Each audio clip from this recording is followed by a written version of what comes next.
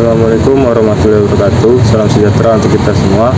Perkenalkan, nama saya Muhammad Refi Radispa, NIM A1A322065, mahasiswa Prodi PPKN Unja Angkatan 2022, akan menampilkan video tentang 3 profil wirausahawan yang ada di Indonesia.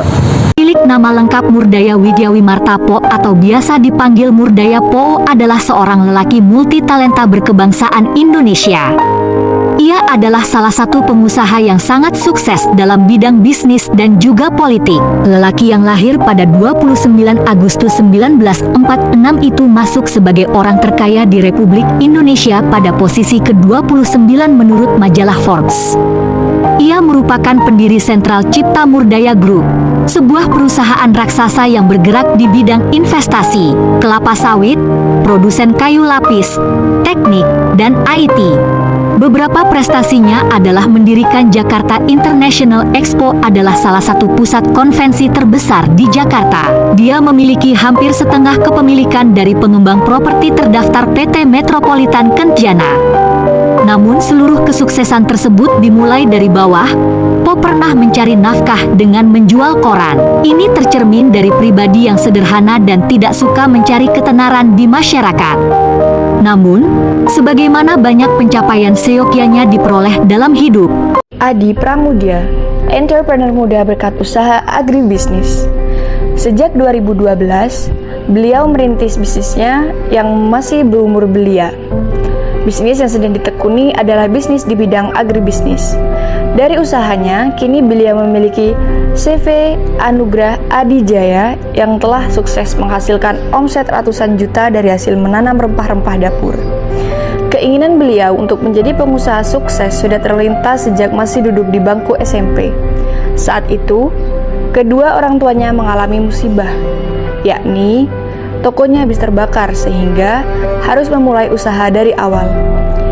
Dan sejak saat itu, beliau bertekad untuk membahagiakan orang tuanya dengan memiliki penghasilan sendiri. Adi Pramudia berasal dari Pati, memulai bisnisnya saat memasuki perkuliahan. Sembari menunggu jadwal perkuliahan di Universitas Gunadarma Depok, kemudian beliau mencoba untuk berbisnis kuliner dengan menjual pisang coklat menggunakan gerobak di Jagakarsa, Jakarta. Namun, usaha ini tidak berjalan lama, hanya sekitar 8 bulan, sebab kesulitan untuk mencari sumber daya manusia. Tetapi beliau tidak menyerah dan tetap berusaha untuk mencari jalan agar bisa mendapatkan penghasilan sendiri. Pada saat di Bogor, beliau bertemu dengan seseorang yang berbisnis di bidang pertanian. Dan di sana beliau melihat terdapat potensi besar dari sebuah lahan yang luas dan belum digarap. Dari hasil pengamatan, beliau bertekad untuk menekuni usaha berbisnis. Pada tahun 2011, beliau telah menyandang gelar lulusan dari teknik industri dan beliau menyewa lahan dengan harga 2.500.000. Komoditas pertama yang ditanam adalah singkong. Ternyata harga jual hasil panen singkong tidak stabil di pasar. Pada tahun 2014, usahanya berkembang pesat dan pada saat itu lahan yang telah dimiliki seluas 11,5 hektar. Untuk menguatkan usahanya, beliau juga membentuk koperasi yang akan memberikan pinjaman berupa bibit dan pupuk. Beliau juga berencana membuat produk turunan dan hasil rempah-rempahnya, yaitu berupa produk sejenis minuman.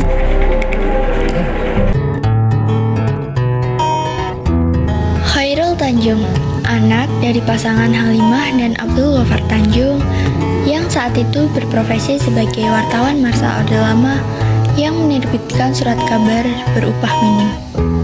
Dilahirkan pada tanggal 16 Juni 1962 dari kondisi kalangan menengah ke bawah, ia bersama orang tua dan keenam saudaranya terpaksa menjual rumah mereka dan berpindah ke kamar losmen yang lebih sempit.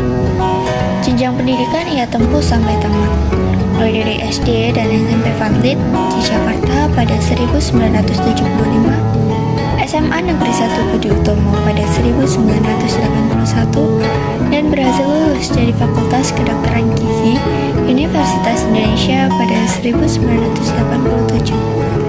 Tidak sampai sampai di situ, ia pun berhasil mengambil gelar MBA-nya dari Eksekutif Institut Pendidikan dan Pembinaan Manajemen IPPM pada 1993. Demi membiayai kebutuhan kuliahnya, ia pun berdagang buku-buku kuliah, fotokopi, hingga jasa pembuatan kaos. Dalam kondisinya yang kurang menguntungkan, ia tetap gigih dalam bekerja dan menyelesaikan bangku kuliahnya. Bahkan ia mendapatkan penghargaan sebagai mahasiswa teladan tingkat nasional pada tahun 1984 sampai 1985. Lika-liku kehidupan si anak singkong, kegagalannya dalam membangun bisnis tidak membuatnya patah semangat. Ia mencoba membuka usaha konstruktor, walaupun ia tetap mengalami kebangkrutan, hingga membuatnya harus bekerja di perusahaan baja dan sempat berpindah ke perusahaan rotan. Setelah lulus kuliah, Khairul Tanjung bersama dengan 3 rekannya memulai sebuah bisnis pembuatan sepatu anak-anak ekspor yang diberi nama PT Pariarti Sindutama. Modal awalnya sebesar 150 juta yang dipinjam dari Bank Exim dapat menghasilkan 160.000 pasang sepatu dari Italia. Bisnis ini berhasil maju pesat, namun sangat disayangkan kerjasama mereka mendapat jalan buntu karena perbedaan visi dalam hal ekspansi usaha. Hal ini pun membuat Khairul Tanjung memutuskan untuk memisahkan diri dari rekan-rekannya tersebut dan mendirikan bisnis mandiri. Sosoknya yang mau berkawan dengan siapapun membuatnya mudah membangun relasi. Hal inilah yang menyebabkan Khairul Tanjung mudah menjalankan bisnisnya. Ia mengarahkan bisnisnya ke konglomerasi, perusahaan yang punya beragam bisnis dan memungkinkan tidak ada kaitan antara satu sama lain. Dengan mereposisikan dirinya kepada 3 bisnis inti, yaitu keuangan, properti, dan multimedia.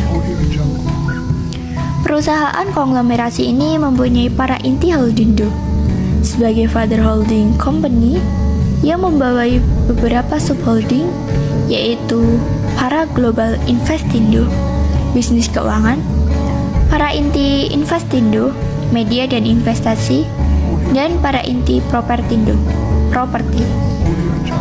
Saat ini, Khairul Tanjung memiliki sejumlah perusahaan di bidang keuangan, di antaranya Asuransi Umum Mega, Asuransi Jiwa Mega Life, Para Multifinance, Bank Mega, Mega Capital Indonesia, Bank Mega Syariah, dan Mega Finance.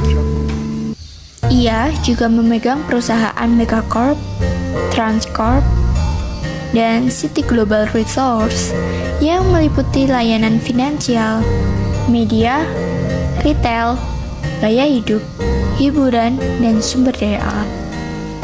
Trans Studio Mall yang diluncurkan sebagai Central Business District pada 1999 dengan luas 3 hektar dan menghabiskan dana 99 miliar.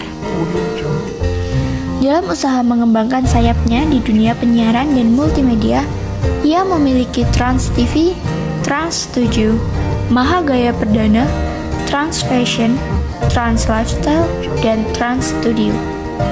Sedangkan dalam bidang bisnis dan investasi, perusahaannya membeli sebagian besar saham Carrefour Indonesia sebesar 40% melalui penandatanganan Memorandum of Understanding (MOU) pada tanggal 12 Maret 2010 di Perancis.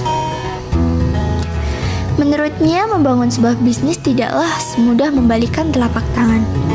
Butuh kesabaran yang ekstra saat menghadapi kegagalan. Khairul Tanjung berdedikasi untuk menjadi panutan para generasi muda hingga dikukuhkan sebagai guru besar bidang ilmu kewirausahaan Universitas Airlangga Surabaya pada tanggal 18 April 2015.